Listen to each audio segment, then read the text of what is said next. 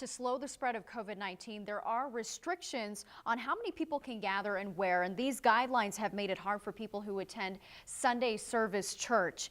In Florida, the pastor of a megachurch was actually arrested for violating local orders. MSU professor and our legal analyst, Whitney Traylor, joins us this morning to talk about the legal ramifications of churches essentially ignoring social distancing orders. Good morning, Whitney. Yes. Good morning. How are you? I'm doing well.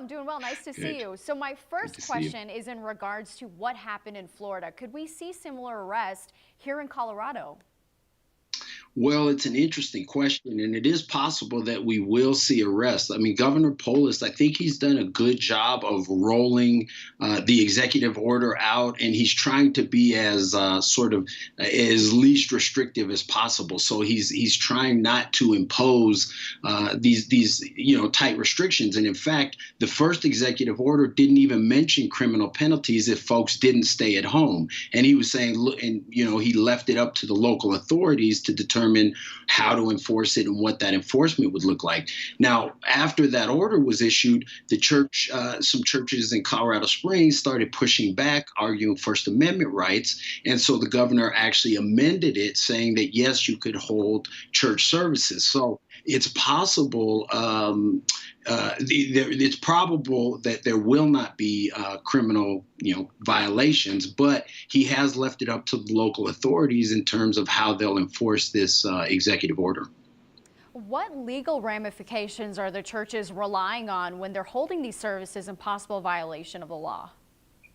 Well, and you hear a lot about these civil liberties, and they're arguing primarily under the First Amendment, the free exercise clause, that aspect of the freedom of religion. And they're saying it's our free exercise of our practice to congregate on these specific days. They're also arguing under the First Amendment, the freedom of assembly, saying, hey, we have this right to assemble. And that's true. But like all of the amendments, there's exceptions. No amendment is absolute. And so under these exceptional circumstances, the state does have police power to maintain the health and safety of the public in general. And so we will see and have seen litigation already. And I'm sure for years to come through appeals and what have you, we're going to see a lot of these issues come up.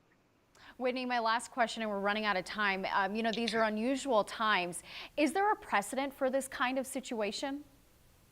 There's not. Well, there is precedent, but the level that we're seeing this sort of stay-at-home order and the breadth of it and the scope, we haven't seen. And so a lot of these cases dealing with this kind of police power are older cases. And so this is a really exceptional time. So it will be litigious and it'll be up to the courts and probably ultimately the Supreme Court to decide some of these issues that are going on around the country.